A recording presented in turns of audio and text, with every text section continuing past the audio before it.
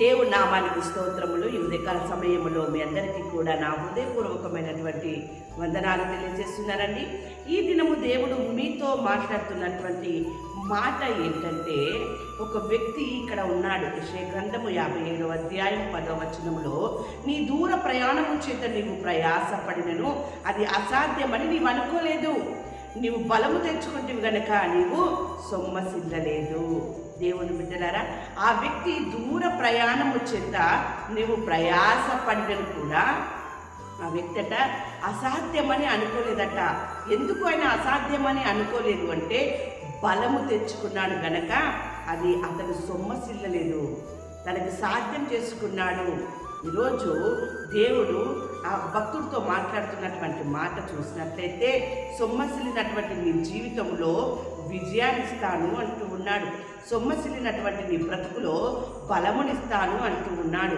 అందుకే భక్తుడు ఈ రీతిగా అంటూ ఉన్నాడు ఏంటంటే, నీ రక్షణ కొరకు నా ప్రాణము సొమ్మసిల్లుచున్నది, నేను నీ వాక్యం మీద ఆశ పెట్టుకొని ఉన్నాను, నన్ను ఎప్పుడు ఆదరించదవో అని నా కన్నులు నీవిచ్చిన మాట కొరకు కనిపెట్టి క్షీణించుచున్నవి. ఎంత ఏ రీతిగా ఆశతో సొమ్మసిల్లిపై కనిపెడుతూ ఉన్నాడు. ఖచ్చితంగా నా దేవుడు సొమ్మసిల్లిన వారికి బలమునిస్తాడు అని చెప్పి అన్నాడు కదా.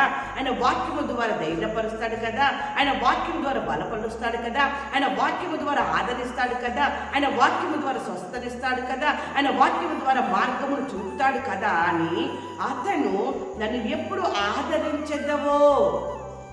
ఏమండి, అలాంటి యొక్క ఆశ నీలో ఉన్నట్లయితే నీ జీవితము సొమ్మసిల్లినదిగా ఉందా, దేవుడు నీ జీవితంలో కార్యం చేకూరుతూ ఉన్నాడు.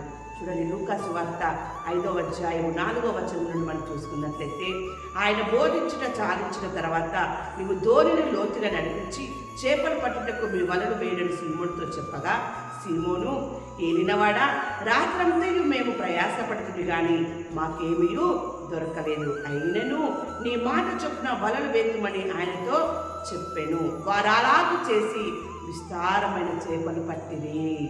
సీమోన్ అంటున్నాడు యేసుతోని, మేము ప్రయాసపడ్డాము, కష్టపడ్డాము, మా బలమంతా పోయింది, మాకు విశ్రాంతి లేదు, మేము సొమ్మసిల్లినటువంటి స్థితిలో మేము ఉన్నాము, కష్టపడ్డాము, ప్రయాసపడ్డాము, కానీ మాకేమీ కూడా లాభము లేకుండా అయిపోయిందని వాళ్ళు సొమ్మసిల్లి బలహీనులైపోయారు. దేవుని బిడ్డలారా, కానీ ఎప్పుడైతే యేసు వారితో మాట్లాడి ఉన్నాడో ఆయన అంటున్నాడు, నీ మాట చొప్పున మేము వలలు వేస్తున్నాము, మేము ఇప్పటి వరకు కష్టపడ్డాము కానీ మాకే ఫలితం లేదు, మేము సొమ్మసిల్లిపోయినటువంటి స్థితిలో, నీరసించినటువంటి స్థితిలో మేము ఉంటూ ఉన్నాము, కానీ నీ మాట చొప్పున మేము ఇప్పుడు వలలు వేతుము అని చెప్పేసి అని వలలు వేసినప్పుడు దేవుని బిడ్డలారా, వలలు పికిలిపోయేటటువంటి దీవెన, ఆశీర్వాదము అక్కడ జరిగింది. దేవుని బిడ్డలారా, నీ జీవితంలో కూడా దేని కొరకు నువ్వు ప్రయాసపడి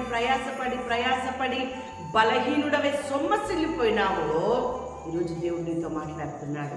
ఆయన నిన్ను బలపరుస్తాడంట, నీకు సహాయం చేస్తాడంట, ఆయన వాక్యము ద్వారా నీకు ఆయన సంతోషాన్ని కలుగజేస్తాడంట. అందుకే నన్ను ఎప్పుడు ఆదరించదవో అని నా కన్నులు నీవిచ్చిన మాట కొరకు కనిపెట్టుచున్నవి అని చెప్పి మాట్లాడుతున్నాడు భక్తుడు. అంతేకాదు, నీ రక్షణ కొరకు నా ప్రాణము సొమ్మసిల్లుచున్నది.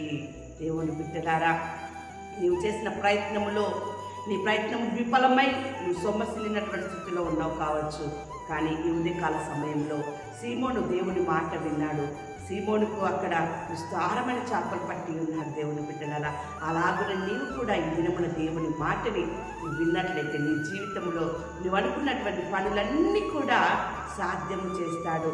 అంతేకాకుండా ఆయన మన దేవుడు మాట్లాడుతున్నటువంటి మాట, మన ప్రభు అయిన యేసుక్రీస్తు మూలముగా మనకు జయము అనుగ్రహించుచున్న దేవునికి స్తోత్రము కలుగును గాక.